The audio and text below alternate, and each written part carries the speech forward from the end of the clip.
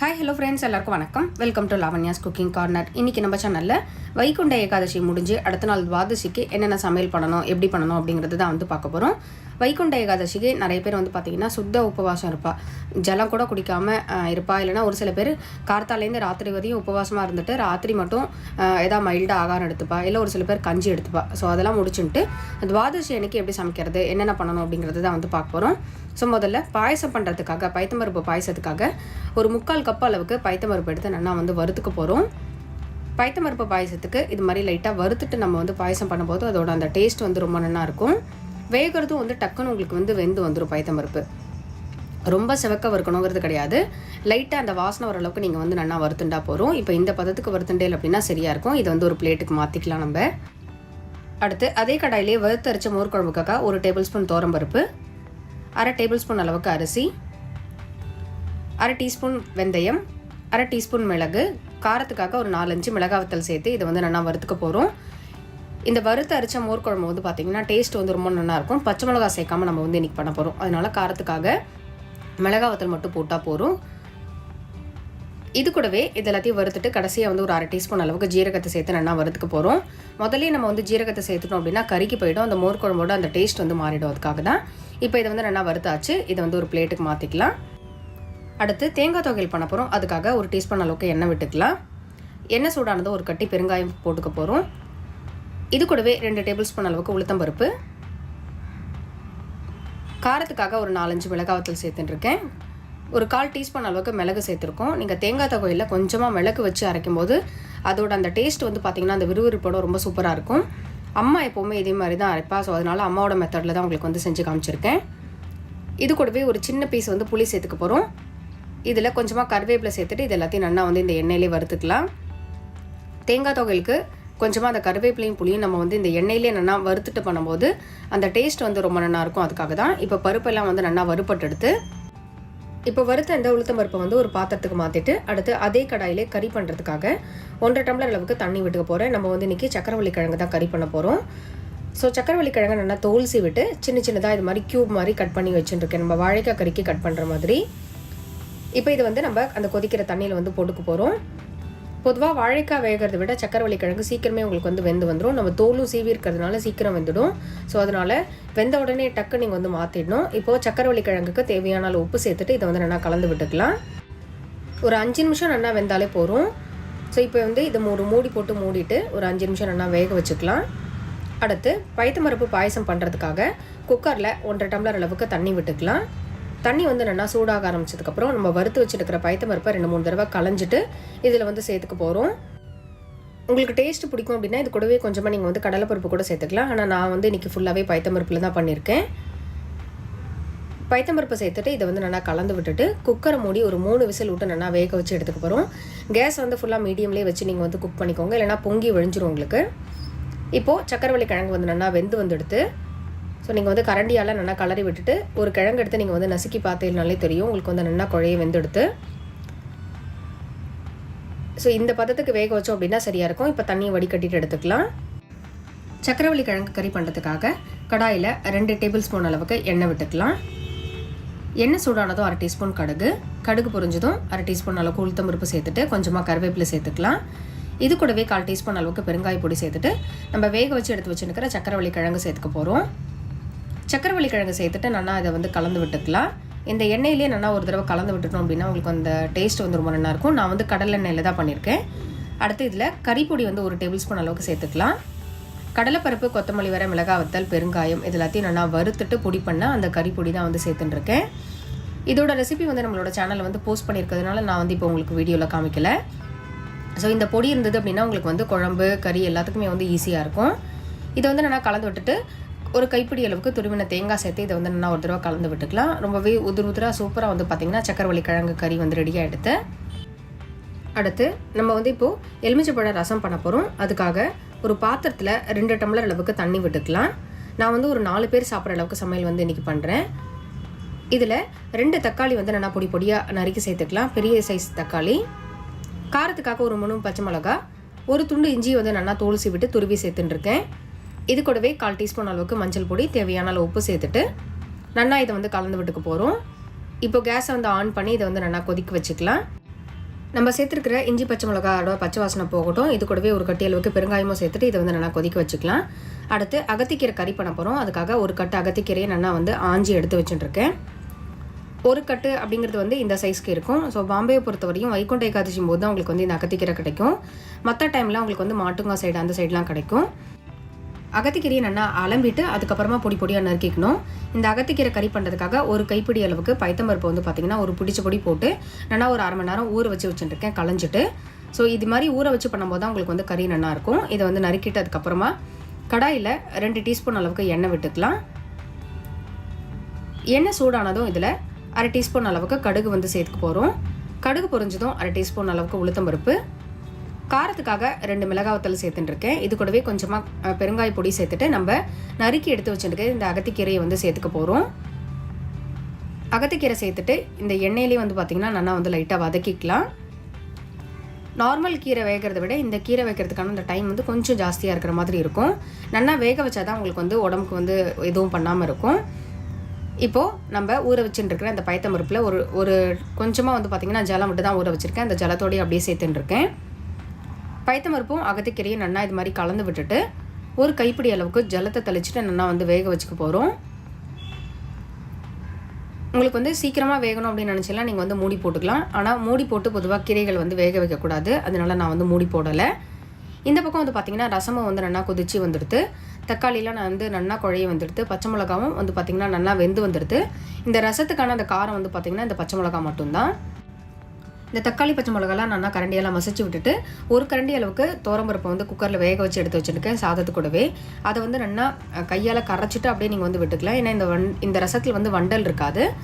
இப்போ இந்த ரசம் வந்து நல்லா நுரைச்சி வரட்டும். நுரைச்சி வந்ததுக்கப்புறம் கேஸ் வந்து ஆஃப் பண்ணிடலாம். கடைசியாக வந்து நம்ம தாளிச்சு கொட்டிக்க போகிறோம்.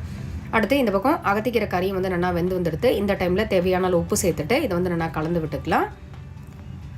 கீரை வந்து நல்லா கொஞ்சம் வெந்து வந்ததுக்கப்புறம் நீங்கள் வந்து உப்பு சேர்த்துட்டேன்னா சரியாக இருக்கும். அதே மாதிரி ரொம்ப உப்பும் தாங்காது. கொஞ்சமாக தான் கீரை சேர்த்துருக்கோம் அப்படிங்கிறதுனால பார்த்துன்னு உப்பு போட்டுக்கோங்க. இப்போ இதில் இருக்கிற தண்ணியெலாம் வந்து நல்லா ட்ரை ஆகட்டும். இதில் 1/4 கப் அளவுக்கு துருவின தேங்காய் சேர்த்துட்டு 1/4 டீஸ்பூன் அளவுக்கு சர்க்கரை வந்து சேர்த்துக்க போகிறோம். இது வந்து ஆப்ஷனல் தான். சர்க்கரை எதுக்காக சேர்க்குறோம் அப்படின்னா இந்த அகத்திக்கீரையில் வந்து லைட்டு ஒரு கசப்பு ஒன்று தெரியும். ஸோ அதை பேலன்ஸ் பண்ணுறதுக்காக தான் சேர்க்குறோம். நீங்கள் வேண்டாம்னா தாராளமாக வந்து ஸ்கிப் பண்ணிக்கலாம். இப்போ இதை வந்து நல்லா கலந்து விட்டுட்டு நம்ம வந்து ஒரு பிளேட்டுக்கு வந்து மாற்றிடலாம். சூப்பராக அகத்திக்கீரை கறி வந்து பார்த்திங்கன்னா ரெடியாக எடுத்து. ஸோ இது வந்து அம்மா பண்ணுற மெத்தட் இது. அதை தான் வந்து உங்களுக்கு வந்து ஷேர் பண்ணியிருக்கேன். அடுத்து வறுத்து அரைச்ச மோர் குழம்பு பண்ண போகிறோம். அதுக்காக மிக்ஸி ஜாரில் நம்ம வறுத்து வச்சுருக்கிற இந்த பருப்பு சேர்த்துக்கலாம். இது கூடவே அரை முடி அளவுக்கு துருவின தேங்காயும் சேர்த்துக்க போகிறோம். இதில் ஒரு துண்டு இஞ்சியும் சேர்த்துன்ட்டு கொஞ்சமாக தண்ணி விட்டு இதை வந்து நல்லா நைஸாக அரைச்சி எடுத்துக்க போகிறோம். இப்போ மோர் குழம்புக்கு நல்லா அரைச்சி எடுத்துட்டாச்சு. 1/2 லிட்டர் அளவுக்கு தயிரை ஒரு பாத்திரத்தில் வந்து போட்டுக்கலாம். ரொம்ப புளிப்பு இல்லாத தயிராக வந்து பார்த்து எடுத்துக்கோங்க. ரொம்ப புளிச்சு வழிஞ்சதுன்னா உங்களுக்கு வந்து மோர் குழம்பு நல்லா இருக்காது. இதில் கொஞ்சமாக தண்ணி விட்டு அலம்பி விட்டுட்டு முதல்ல இந்த தயிர் வந்து நல்லா சிலிப்பி எடுத்துக்கணும். நல்லா பீட் பண்ணி எடுத்துட்டு அதுக்கப்புறம் தான் நம்ம வந்து வறுத்து அரைச்சி அந்த மசாலா வந்து சேர்த்துக்க போகிறோம். இப்போது நம்ம வறுத்து அரைச்சி வச்சுருக்கிற இந்த விழுது வந்து இதில் சேர்த்துக்கலாம். அரிசி வந்து கொஞ்சமாக தான் நம்ம வந்து சேர்த்துட்டுருக்கோம். அதனால ரொம்ப நிறைய தண்ணி வந்து விட வேண்டாம். பார்த்துன்னு வந்து தண்ணி விட்டுக்கோங்க.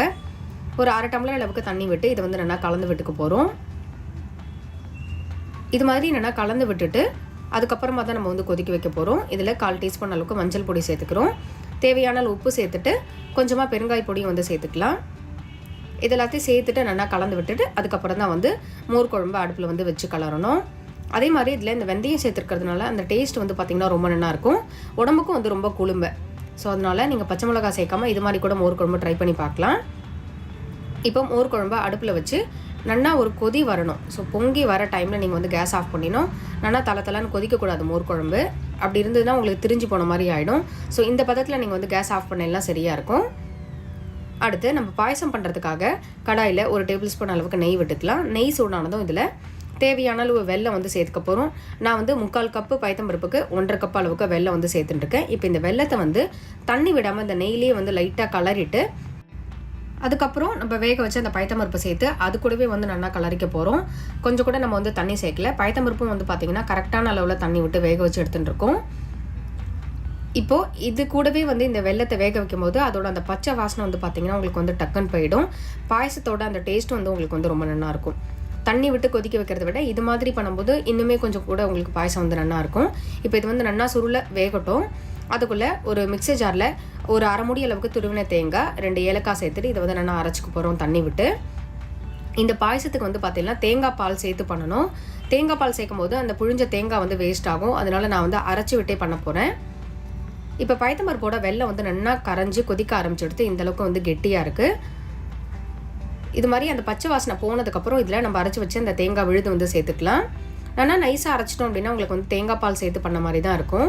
டேஸ்ட் வந்து ரொம்ப டிஃப்ரெண்ட் தெரியாது. இது கூடவே ஒரு 3/4 டம்ளர் அளவுக்கு தண்ணி விட்டு நல்லா அதையும் வந்து அலம்பி விட்டுக்கலாம். பாயசம் வந்து உங்களுக்கு வந்து எந்த அளவுக்கு கெட்டியாக இருக்குங்கிறத பார்த்துட்டு நீங்கள் வந்து ஜலம் வந்து சேர்த்துக்கோங்க. ரொம்ப தண்ணியாக இருந்தாலும் பாயசம் வந்து நல்லா இருக்காது. இப்போ இந்த பாயசம் வந்து லைட்டாக கொதிக்க ஆரம்பிக்கட்டும். கொதிக்க ஆரம்பிச்சதுக்கப்புறம் நம்ம வந்து கேஸ் ஆஃப் பண்ணிடலாம். பாயசம் வந்து நல்லா கொதிக்க ஆரம்பிச்செடுத்து இந்த டைமில் 1 டேபிள் ஸ்பூன் அளவுக்கு நெய் சேர்த்துட்டு இதை வந்து ஆஃப் பண்ணிக்கலாம். நம்ம உங்களுக்கு பிடிக்கும் அப்படின்னா கொஞ்சமாக தேங்காவை பல்லுப்பெல்லாம் நறுக்கிட்டு நெய்யில் கூட நீங்கள் வந்து வறுத்து சேர்த்துக்கலாம். சிம்பிளாக நம்மளோட பயத்தம்பருப்பு பாயசம் வந்து ரெடியாக எடுத்து இதை வந்து ஒரு பாத்திரத்துக்கு மாற்றிக்கலாம். அடுத்து தேங்காய் தொகையில் வந்து பண்ண போகிறோம். அதுக்காக வறுத்து வச்சுட்டுருக்கிற இந்த பருப்பு எல்லாத்தையும் வந்து மிக்ஸி ஜாரில் சேர்த்துட்டு தேவையான அளவு உப்பு சேர்த்துட்டு ஒரு அரை மூடி அளவுக்கு துருவின தேங்காய் வந்து சேர்த்துக்கலாம். பருப்பு முதல்ல வறுத்த பருப்பெல்லாம் வந்து பொடி பண்ணிவிட்டு அதுக்கப்புறம் தான் தேங்காய் வந்து சேர்த்துக்கணும். மேலே நீங்கள் வந்து போட வேண்டாம். இப்போ கொஞ்சமாக தண்ணி விட்டு நல்லா கெட்டியாக தேங்காய் தொகையில் வந்து அரைச்சி எடுத்துட்டாச்சு. இது வந்து ஒரு பாத்திரத்துக்கு வந்து மாற்றிக்கலாம். அடுத்து மிக்ஸி ஜாரில் நம்ம வந்து நெல்லிக்காய் பச்சடிக்கு வந்து அரைக்க போகிறோம். அதுக்காக 2 நெல்லிக்காவை இது மாதிரி கட் பண்ணி எடுத்துக்கலாம். கட் பண்ணி வச்சுருக்கிற அந்த நெல்லிக்காய் சேர்த்துட்டு கொஞ்சமாக வந்து பார்த்திங்கன்னா ஒரு டேபிள் ஸ்பூன் அளவுக்கு துருவின தேங்காய், ஒரு துண்டு இஞ்சி சேர்த்துக்கலாம். இது கூடவே காரத்துக்காக ஒரு பச்சை மிளகாய் சேர்த்துட்டு தேவையான அளவு உப்பு சேர்த்துட்டு இதை வந்து நல்லா அரைச்சி எடுத்துக்க போகிறோம். கடைசியாக வந்து நம்ம சாப்பிட்றதுக்கு முன்னாடி தயிர் சேர்த்துட்டோம் அப்படின்னா சரியாக இருக்கும்.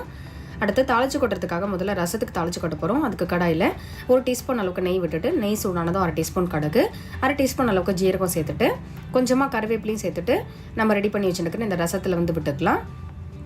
ஸோ ரசம் வந்து பார்த்திங்கன்னா எலுமிச்சப்பழம் ரசத்துக்கு வந்து பொறுத்தவரையும் உங்களுக்கு வந்து கொஞ்சம் ஆறினதுக்கு அப்புறம் தான் எலுமிச்சப்பழம் புழியணும், இல்லைனா கசந்த மாதிரி ஆகிடும்.